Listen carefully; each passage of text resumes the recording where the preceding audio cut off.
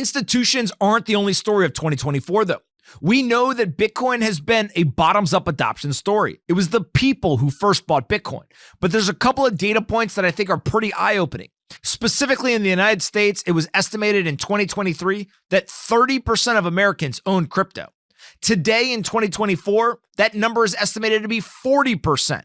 So a significant 1/3 increase in the number of Americans, which equates to over 90 million people in our country that own these assets. But more importantly, the number of women that own these assets has significantly increased as well. We have seen the jump from about 18% to 30% of women in America, meaning 1 out of every 3 women, they actually own crypto as well. This is a trend that is not slowing down.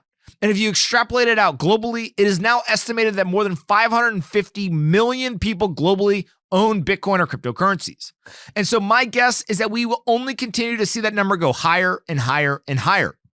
At one point, we are going to cross over 1 billion users of this technology. I don't know if that'll happen in 2025, but we are definitely on the path to 1 billion users. If we know that institutions are adopting Bitcoin and driving the price higher, and we know that retail is also increasing their ownership, it then brings us to the point that retail also is refusing to sell. Based on the latest numbers, 1 out of every 2 Bitcoin that is in circulation has not moved in the last 2 years. That means that when Bitcoin was down around $17,000, all the way up to over $100,000, 50% or more of the Bitcoin in circulation, nobody sold. That is because Bitcoin takes people who come in for speculation, people who want to get rich with Bitcoin, and it converts them to long-term strong holders of the asset.